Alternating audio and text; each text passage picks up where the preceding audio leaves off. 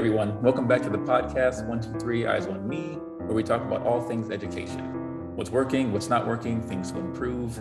The goal here is simple: help the kids succeed. My name is Aaron, aka Mr. Jackson, and I am here with Ninoshka. Tell us about yourself. Hey, so I'm starting my 16th year teaching art. I am an interior designer by trade, or designer, artist, however you want to say. I was interested in art all through, school, elementary school, high school, and that kind of thing. And when I went to college, I got my undergrad in interior design at UNC Greensboro and went to SCAD for my master's in interior design. And I was doing that for a while before the economy tanked in 2007, and teaching just kind of fell in my lap. And it was kind of like this serendipitous thing. I didn't even think I'd be interested in teaching, to be honest with you, because I had to do, I'll never forget, it was my senior year in college, and I had an elective to take, and student teaching was an option. So I'm like, I'll do that. And so I did. And my experience teaching was horrible. Like, it was out of control. Like, all I could think of was like, there's no way I could do this. There's no way I could do this. But I got the elective done. And that was my first, I guess, quote unquote, teaching experience, was that elective thing. And once I started teaching, I loved it. And it was a lateral entry move. Of course, I didn't have a degree in teaching, or a certain, I'm not a certified teacher. I did a lateral entry move just because I can do art and I can do people. That's what I'm good at. And I've been doing it for 16 years now, and I love it. That's really cool. I just fell in your lap. I like that. Yeah. I'll probably start saying that too. Okay, cool. So we're going to play a little game here. I call it 1 for 1. So I say one word, and then you're just going to respond with one that comes to mind. All right. Disclaimer. Does the word that I say have to be education related? No, not at all. That's the fun part. Okay. All right. All right. Let's go. Let's play. All right. So there's just 4 words in total. So Okay. The first one is school. Work. Second one is teacher. The first word that comes to mind when I think of teacher, I think of a person. I don't know. Okay. Yeah, that's cool. Yeah. Yeah. Third one is money. Tight. Tight. And then the last one is time. Very little. Yeah, I agree. So when it comes to the first one, school, why did you choose that answer? Schoolwork, because I think of the word work, and I mean, I didn't necessarily, after I said it, I'm like, well, people could take that in different ways. I meant school work as in like the work related to learning. Yeah, a lot of people can take this differently. You could see school from the actual perspective of, being in school itself versus people who actually work, for a salary, for a living. Yeah. And then, like you mentioned, the actual school load or school work itself. Mm-hmm. Yeah. And then definitely with the money and time, money can be tight depending on, what position you have. So, I mean, I'll pick your brain on that one just a little bit more. So when you say time is tight, are you referring to like teacher planning? Are you referring to the time in the classroom with the students? I feel like, and this is really like on the top of my mind, because I just got my class schedule, sorry. And I was like, dang it, planning again. And it's just like, I was just thinking of time to plan at that moment, just because it was on the top of my head. But good golly, like, I'm so used to where I taught somewhere for 13 years, we had 2 periods, and it just seems like having the proper amount of time to plan it's a tight amount. It's not enough. Yeah, I feel like it's not. It's usually one class period long, just without the kids. Yeah, it's one class period long. And in that time, I'm supposed to plan for the 3 or 4 preps, and I'm supposed to grade, and I'm supposed to answer emails, and I'm supposed to document something. That's not even including if you have a discipline problem, it's just, it's tight. Yeah. And I feel like that's exactly why a lot of teachers work after school or even wake up. Well, Yeah. I won't say wake up because I don't think anyone gets up early enough to do that, but Yeah, I know. it's ridiculous. It's really sad. So yeah, when it comes to teaching, so I guess that is a con. That is the number one con. But when it comes to actually teaching, what's one thing that you really enjoy, like that you would even possibly do for free? Oh, it's relationship building. It's absolutely the friendships that you make with the students. And I say friendships loosely because I look at teaching kind of like being a mom.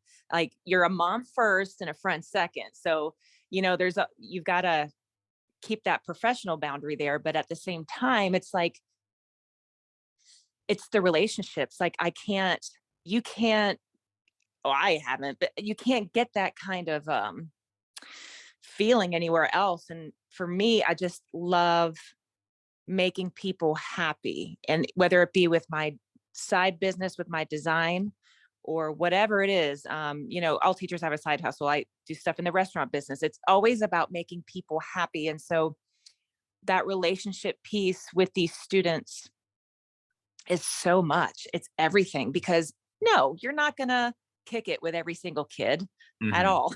Even if it's just one, there's always just like a small handful of students that you connect with. And if you're lucky enough, sometimes those relationships go out to their parents too. And now you have friendships with the parents and then the students. And I have a student that just turned 30 years old that I taught him, back in the day, and he just turned 30. And it's like, I made these friendships, and now he's a professional photographer, and I still keep in touch with his mom, who's like big in the Greensboro community. And it's just forming those relationships sometimes leads to networking, but it's like, I love teaching because of who I could possibly touch, emotionally.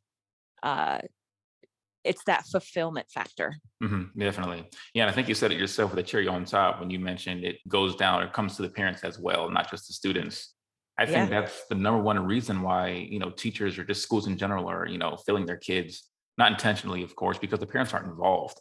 So for you Right. to say that, a 30-year-old, well, not 30, I was going to say 30-year-old student, the student you taught who is now 30 years old, the fact that you were Yeah. in contact with his parent is, very telling, Mhm. So Yeah. I think that's really needed in the system. We need, because I don't know if you've heard, when I was in elementary, I'm trying to think of the name of that little application on the phone. I can't even think of it. This little green little monster. And it's a way Oh, for parents to be class dojo. That's what it is. Yeah. oh, Yeah. And there's a way for the parents to be in contact with the teachers, and, they can see pretty much in real time what the students going through. They got points, they got taken. mhm. So I think that's amazing, but they have all these little apps, but we're still just not there yet. Some parents just don't want to be involved. Like they think school's a daycare, and it's not, even high school parents. I'm just like, what is going on? But in terms of the parent involvement, I know you just had a really good testimony with that one just now, but what is an experience that you weren't too fond of, and how do you think you would change it? Well, I have had maybe like 3 or 4 that were really rough, but one that, it still puzzles me to this day. And at the same time, we all have to understand that a lot of times the emotions we're receiving, especially negative emotions we're receiving from somebody else, is typically coming from them going through a negative experience. And so Hmm. you just kind of have to, and I wish I would have understood that when this happened. So, Yeah. um, it was, dude, and it always happens first thing in the morning. It's like 7:30 a.m. And I'm like, I'm not even trying to do all this right now. But I was in my classroom, and a mom, I guess she had just dropped off her kids at school, and she walked into my classroom, and she was visually upset. You can tell, Hmm. pissed off at me. I was like, oh boy, here we go. And as an art teacher, 99% of the disgruntles are about grades, Hmm. because it's Yeah. what they perceive to be an easy class. Everyone should receive an A. I'm used to that. So I kind of knew where this was going. Yeah. So she said that she asked me why her daughter had a 93 in my class. Hmm. And I was like, well, that's an A. And she's like, but it's an A minus, and you are her lowest score on her report card. Do you have any idea what you're doing to for her, not her ego, but what you're doing to her, and and her emotions? And I'm thinking, lady, uh what kind of pressure are you putting on your kid? She's got a Yeah, really. 93. But because it was an A minus and I was her lowest score on her report card, she was lashing out at me. And I'm like, what? And Hmm. it made me think a couple things. After I knew that in that moment, she just needed to release whatever she needed to release. So I just let her use me as her punching bag.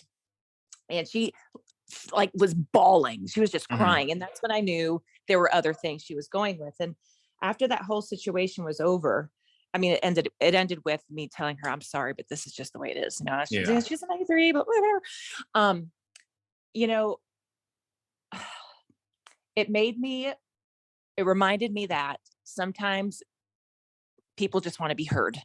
Yeah. And it's probably not a me issue, it's a them issue. But if you just sit quiet and let them just, even if it feels like it's an emotional bullying, which kind of Mhm. is, Yeah. just listen to them, just take it.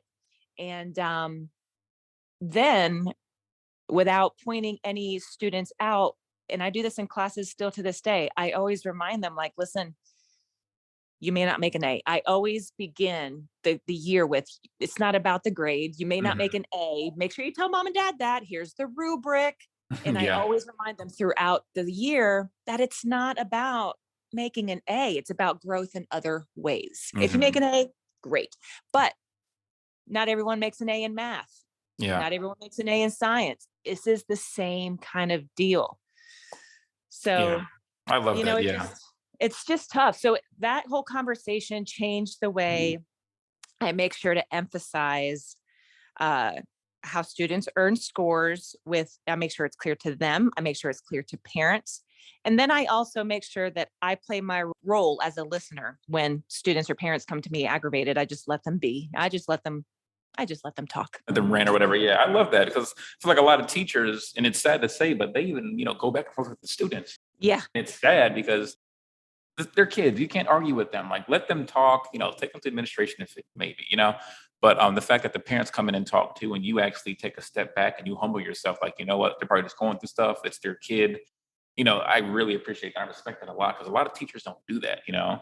Yeah. Um, but that's really good that you do that. And then also another thing you mentioned, and even I'll just go off of that actually, when it comes to the fine arts world, because I was music and your art, it's hard Hmm. for us, because they expect it to be an easy class. Hmm. And I think the grading system is, out of whack anyways, no matter what subject you're in. So I feel like it's double down for us. It's really hard just because, oh, it's art. How can you fail that? They don't have the same art style as you, or music. How can we fail that? They may play a song. And yes, there's technique and skills to it and all, but I don't fail anyone. I don't know if you have in the past, but that's just me. I don't really do a pass fail thing Right. because I do give them assignments, but it's very hard to fail a fine arts course, in my opinion. Hmm. But in 93, I've given out lower grades than that. It's mainly because of discipline issues, not because they can't play, because they choose not to Hmm. play. Right. Um, Yeah. Yeah. And it's, it's the whole failing thing. And it's like you said, it's really hard to fail. And the students that have failed my class, it's because they have done that one word that starts with the C. They have chosen to either like literally not show up to class, or mhm. they have chosen to not participate. Like if you are not physically there or you're not physically participating, like I've got nothing for you. And I've been so thankful to be at a school the past 2 years that have supported that by saying, you know what, if they are not showing up, if they're not here, then okay. Because where I once was, it wasn't the case. Like they were, that wasn't the case. Yeah, yeah. We can just leave it at that. So many Yeah. schools, it's just so sad. Yeah. But yeah, I definitely agree. That was a really great school that we were at. Yeah. When it comes to what you would change in the system in general, or even, well, I feel like your classroom is like 10 out of 10 top tier, but the system altogether, what's one thing you would really try to change and how would you make that happen? So, I thought hard about this because sometimes when there's an issue or a problem, it's really easy to see the surface. And I feel like to understand any problem, whether it be in anything, a recipe, a relationship, anything, Mhm. you have to see where the root of the problem is coming from. And I feel that because I've had, and I'm going to say, the privilege to teach at an independent school for 13 years. And then I taught at a charter school for 2. I just accepted a position in a public school in the county. So this will be my first kind of go around. But because I was in an independent school for such a long time, I always heard about things I wasn't experiencing. And it was like teachers working too hard or whatever else. But I really feel, from what I've seen, from what I've listened to, I think there is a lack of understanding and appreciation for what teachers are. Mhm. And a teacher is arguably one of the most important jobs there are for anyone, because everyone, adult, kid, anyone, everyone needs to be taught to do their trade, Mhm. whatever it is. Yep. And because, I mean, there's other countries that, I mean, it is a process to be a teacher. Like it is a fight. Like they are like, because there's, it's like a job that everybody wants because it pays well. They're respected, right? But Mhm. here, it's not a respected occupation. And I think the lack of understanding and appreciation needs to be turned on its head. So let's look at, the people who are hired in the education roles to make decisions. A lot of times, those people have never been a teacher. Mhm. Said it to myself. And yeah, and this system where people are put in these places because of who they know or how much money they have or whatever kind of prestigious shenanigans there, that needs to stop. We need to start hiring people to make decisions that have been in those shoes. And Mhm. I feel like until we do that, it's never going to change. I mean, I feel like we should model our education system based on like what, Canada, or even, you always hear about Finland, Yes. but it's just, and I don't even want to talk about money. Like that's just crazy. But let's just talk about the respect factor. Let's really understand what we're doing. What what is the role of a teacher, and respect that. Definitely. Yeah, I like how you said that because I can sum all that up and just say communication is key. Um, Mhm, but even when they say communication, I don't think people really understand what that means. What it means to communicate is to be on the same page. So if we have mhm. two different definitions of what a teacher is, and then we go into a room, of angry parents and students, and we're trying to help them. Oh, do you know what a teacher is? You explain it one way, I explain it a different way. If we have two different definitions, we're not going to get anywhere. That's true. When I say communication is key to other people, I want them to understand that communication means we have to be on the same exact page. If that means, giving out a definition verbatim so we can all agree on that, and then we go into that room of angry, parents raging, then so be it. We have to be on the same page because a lot Mhm. of people aren't when they say that. They just throw that term around. Yeah, and I would like to say I agree. Communication is key, but without comprehending, it's like talking to a wall. Yeah, So, exactly. Exactly. we and both parties have to be, like you said, both parties have to be on board. We both have to listen, and we both have to be able to feel comfortable enough to speak. So it's like this two-way street that's just not happening right now. Exactly. That fork in the road will never go away. Right. It's sad. And I also really enjoy, or I like how you said administration or anyone for that matter who is trying to make change, but they haven't been in the situation. Yeah. And I'll take it a step further by saying some of them probably have, but have they been in all school settings, private, public, Title One, schools where kids just don't show up, fights happen every day? Have they been on Mhm. both sides of that spectrum, because maybe they have been a teacher, but if they've been in an area where there's not a lot of diversity and there's no issues, how can you really relate to every teacher out there when you pass a bill? Amen. It's just, it's so hard. So I do believe we can definitely end this with communication and, just understanding what it means to be a teacher. And I like how you said the parent first and then relationships second, because I'm all for building relationships. I've never said the whole parent thing. Well, I have on the other side of that. And I was like, I'm not your parent. I'm not your dad. I'm not going to do all that. You know what I mean? Yeah. But you said it on the exact opposite side of that coin where, it comes out of love. And then I can go ahead and, build those relationships and, teach you after we have that connection. So that's Yep. that's a really great way to end this. I love that. Yay. Well, yeah. So thanks a lot, Ninoshka. This was really good. You really did give me new insights, or a better way of saying things that I already thought. So I think it's good because you condense things very well. Thanks. You're welcome. That was fun. Yeah. Do you have anything to say? Any advice or words of encouragement for the listeners? Oh, let's see. Words of advice or encouragement. My words of advice are, and this is speaking from experience, to always stay true to who you are. However, always be willing to listen to everybody, listen to everyone, listen to their, uh, what they have to say, be well-rounded, to hear all those pieces of advice. But at the end of the day, make the final decision. Stay true to who you are and be respectful. as long as you're respectful. But it's always important to listen to different points of view, because you need to be humble enough to know that you're not always right. And that's hard to do sometimes, but just be willing to listen, really digest what you're listening to, and then make your decisions. I love it. That's great. Yeah, communication. Yeah. I mean, I can't wrap up better than that. Just that one word. If I had to wrap up this whole episode, I would just say communication. Yeah. Great. That is really good. But yes, so everyone, that is a wrap for today. Thanks for tuning in. So 1, 2, 3 Eyes on Me. Ninoshka, thanks again for tuning in. You're welcome. All right. Well, you take care. Have a good one. Thanks. You too. Bye.